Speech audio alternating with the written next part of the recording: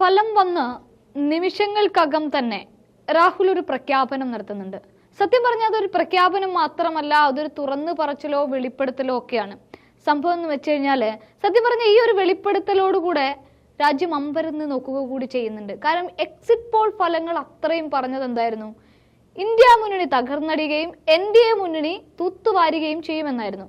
പക്ഷേ അവിടെ ആ എക്സിറ്റ് പോൾ ഫലങ്ങൾ പോലും എന്തിനാണ് അത്തരത്തിൽ എഴുതി തയ്യാറാക്കിയത് എന്നോ അല്ലെങ്കിൽ അത്തരത്തിൽ രാജ്യത്തിന്റെ പുറത്തേക്ക് വിട്ടത് എന്നോ മനസ്സിലാവാത്ത തരത്തിലാണ് തൊട്ടു പിറ്റേ ദിവസം വന്ന ഇലക്ഷൻ റിസൾട്ട്.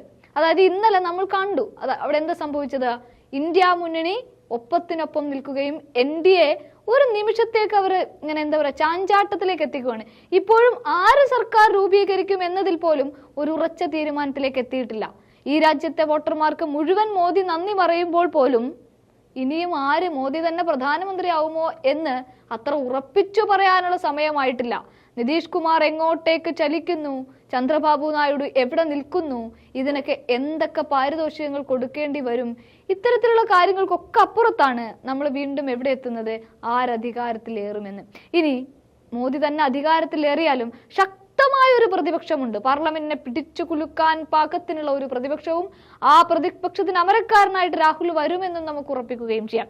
ഇവിടെയാണ് ഫലം വന്ന നിമിഷങ്ങൾക്കകം തന്നെ രാഹുലിന്റെ പ്രഖ്യാപനം വരുന്നത്. അതായത് രാഹുൽ പറയുന്നത് പ്രതിപക്ഷ പോരാട്ടം BJPക്കെതിരെ അല്ല, പിന്നെയോ മറ്റൊരു കാര്യം പറയുന്നത് അദാനിയിലേക്കാണ് തിരിയുന്നത്. അതായത് അദാനിയും മോദിയും ഒന്നാണ് എന്ന് പറയാൻ ഇനി ഇതിലും വലിയ തെളിവില്ല എന്നാണ് പറഞ്ഞത്. എന്ന് വെച്ച് കഴിഞ്ഞാൽ ഓഹരിയിലെ വമ്പൻ ഇടിവ് തന്നെയാണ്. അതായത് ഫലം വന്ന് നിമിഷങ്ങൾക്കകം അദാനിയുടെ ഓഹരി ഇടിഞ്ഞു തുടങ്ങിയത് ഒരൊറ്റ സെക്കൻഡിൽ തന്നെ അത് മാറി മറിയുന്നത് നമ്മൾ കണ്ടതാണ്.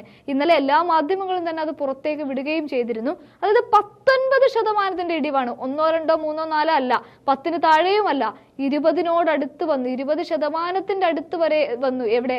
അദാനിയുടെ ഓഹരിയുടെ ഇടിവ് എന്ന് പറയുന്നത്. അതായത് അതുകൊണ്ടാണ് രാഹുൽ പറയുന്നത് അദാനിയും മോദിയും തമ്മിലുള്ള ബന്ധം കണ്ടോ എന്ന്, ഇത്രമാത്രം ഇടിവ് സംഭവിച്ചു എന്ന്. അതായത് എക്സിറ്റ് പോൾ ഫലങ്ങൾ അതിഗംഭീരമായിട്ട് മോദിയെ വാഴ്ത്തിപ്പാടിയ സമയത്ത് ഉണ്ടായിരുന്ന ആ ഓഹരിയിലെ മുന്നേറ്റമൊന്നും ഇന്നലെ റിസൾട്ട് വന്ന് ആദ്യ മണിക്കൂറുകൾ പിന്നിട്ടപ്പോൾ കാണാനില്ല. ഇതിനുശേഷം രാഹുൽ ഗാന്ധി പറയുന്ന മറ്റൊരു കാര്യമുണ്ട്. അതായത് ഞങ്ങൾ പോരാടിയത് BJPയോട് മാത്രമല്ല, പിന്നെയോ BJP കൈയടക്കി പിടിച്ചു വെച്ച് ഒതുക്കി വെച്ചതിനെയാണ്. അതിലെന്തൊക്കെയുണ്ട്? ഇന്ത്യ എന്ന് പറയുന്ന മഹത്തായ രാജ്യവും അതിന്റെ ഭരണഘടനയുമുണ്ട്. പിന്നെയോ ആ മഹത്തായ രാജ്യത്തിന്റെ സ്വതന്ത്ര അന്വേഷണ ഏജൻസികളുണ്ട്.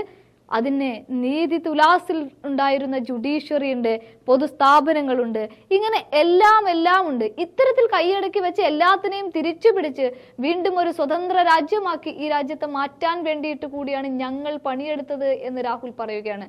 അപ്പോൾ പിന്നെ രാജ്യം എങ്ങനെ അമ്പരക്കാതിരിക്കും?